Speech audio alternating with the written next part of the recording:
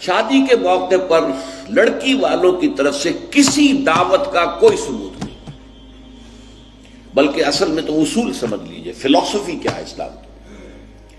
شادی کے معاملے میں لڑکی والوں پر کوئی بوجھ نہیں آنا چاہیے،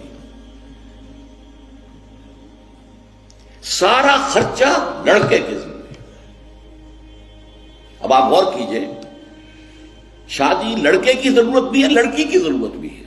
لڑکے کی زندگی بھی نامکمل ہے بیوی کے بغیر، لڑکی کی زندگی بھی نامکمل ہے شوہر کے بغیر، دونوں کی برابر ضرورت ہے۔ لیکن مرد مہر دیتا ہے، عورت مہر لیتی ہے۔ کیوں؟ مرد کی قوامیت، اور یہ علامت ہے کہ مرد طالب ہے، عورت مطلوب ہے۔ یہ مہر کوئی قیمت نہیں ہے، معاذ اللہ۔ بعض اوقات بعض نکاح خواہ کہہ دیتے بعوض اتنے مہر کے میں نکاح میں دیتا ہوں، یہ بڑا غلط لفظ ہے۔ بس مہر کا اعلان کیا جائے، اتنا مہر ہے، بعوض نہیں۔ یہ کوئی اس کی قیمت نہیں ہے، کوئی خریداری نہیں ہو رہی ہے، لیکن یہ ہے کہ علامت ہے، ٹوکن ہے۔ ایسا بھی مہر مقرر کیا گیا، کسی کے پاس دینے کو کچھ نہیں تھا، حضور نے فرمایا اچھا اپنی اس بیوی کو اتنی سورتیں قرآن کی پڑھا دینا، یہ بھی مہر ہو گیا۔ تو یہ چیز ہے کہ طالب ہے لڑکا، اور اس کا گھر آباد ہونا ہے۔ لڑکی کا معاملہ جو ہے وہ اس کے برعکس ہے، اس پر کوئی بوجھ نہیں آنا چاہیے۔ اس کے ماں باپ نے پال پوس کر تمہارے حوالے کر دی، شرم کرو کہ اس کے بعد تمہیں کچھ مزید چاہیے اس سے، اس سے بڑی بات کیا ہے؟ لہذا لڑکی والوں کی طرف سے دعوت طعام کا کوئی ثبوت نہیں، اس کی جڑ کٹنی چاہیے، زیرو۔ کوئی مشروب بھی نہیں، کوئی اور نہیں۔ بلکہ آپ کو معلوم ہے نکاح کی محفل میں چھوارے کون لے کے آتا ہے؟ لڑکے والے۔ اور پھر پلاؤ متنجن کس سے کھاتے ہیں؟ ذرا دیکھیے کس قدر یہ مزہ کا خیز صورت ہے۔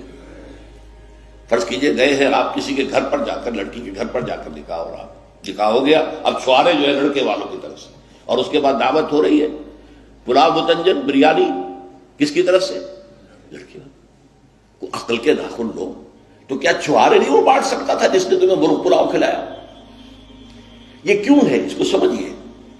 ہمارے ہاں دو تہذیبیں گڑبڑ ہو گئی، ایک اسلامی تہذیب اور اس کا تقاضا، ایک ہماری جو پرانی ہندوانہ تہذیب ہے اس کے اثرات چل رہے ہیں۔ کوئی ثابت نہیں ہے، اس کی جڑ کاٹی جائے، کمی نہیں، جڑ کاٹی جائے۔ پھر میں کہوں گا کمی بیشی جو ہے یہ پھر وہ ریلیٹو ٹرمز ہو جاتی ہے، تو جہاں انگلی رکھنے کی جگہ ہوگی وہاں پورا ہاتھ اور پوچھا رکھ دیا جائے گا، جڑ کاٹی جائے۔ یہ دوسری ہم نے تجویز پیش کی۔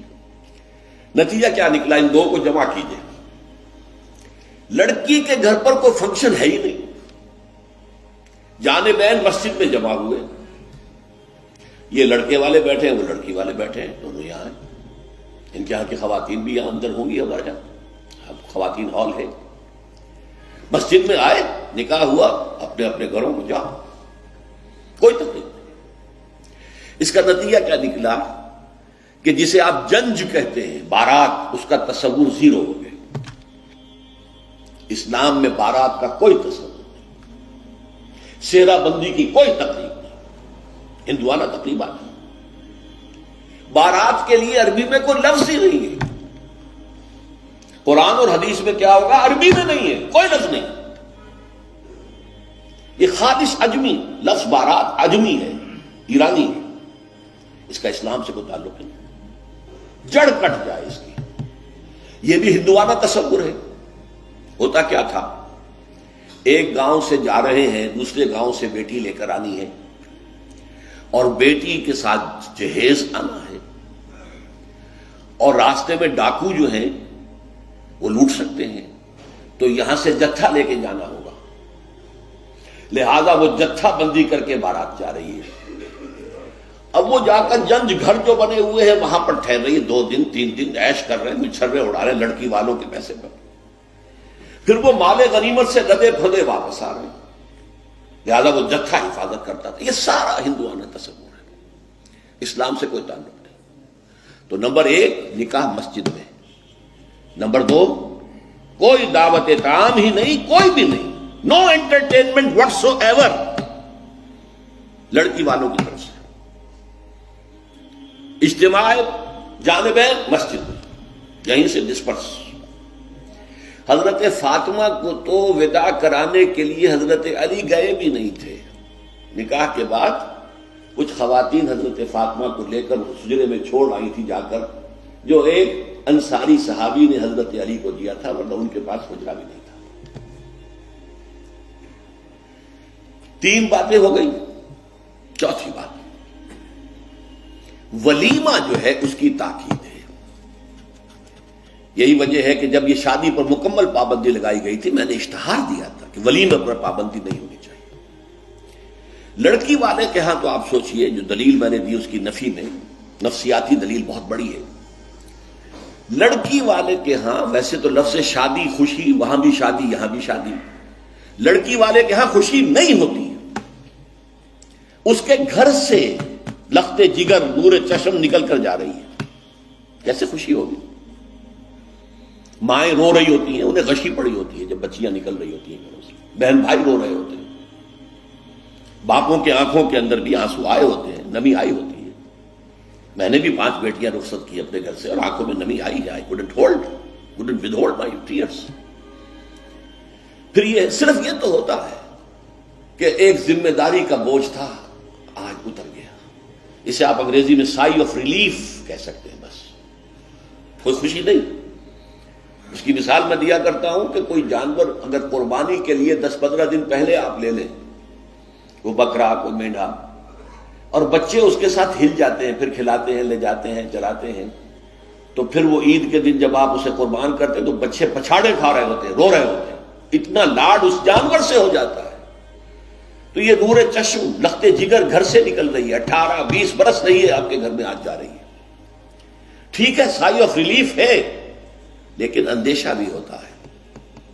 ذہن میں رکھیے، ہمیشہ ہوتا ہے۔ پتہ نہیں بیل منڈے چڑھے نہ چڑھے، موافقت مزاج کی ہو نہ ہو، نئے ماحول میں جانا ہے، ایڈجسٹمنٹ ہو نہ ہو، اپنی حد تک پورا اطمینان کر لیا ہے، دیکھ لیا ہے، سوچ بچار کر لیا ہے، لیکن کیا کہا جا سکتا ہے؟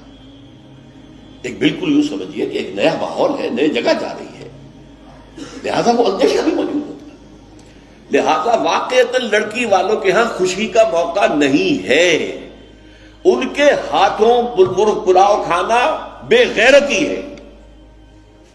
ہاں، لڑکے والے کے ہاں خوشی ہے، اس کا گھر آباد ہوا ہے، اور اسے حکم دیا حضور نے، اولموا ولو بشاۃ، ولیمہ ضرور کرو، چاہے تمہارے پاس ایک ہی بکری ہو۔ وہ ایک ہی بکری در حقیقت ان کے ہاں مفلسی کی سب سے بڑی شکل ہو سکتی تھی، لیکن بھیڑیں بکریاں پالنا تو ان کا پیشہ تھا، تو کسی کو ایک ہی بکری پالنا بہت ہی غریب ہے۔ فرمایا اسی کو ذبح کرو، کھانا کھلاؤ اپنے دوستوں کو، اپنے احباب کو، سیلیبریٹ کرو۔ سیلیبریشن تمہارے ہاں ہونی چاہیے، مرد کے ہاں، لڑکے کے ہاں۔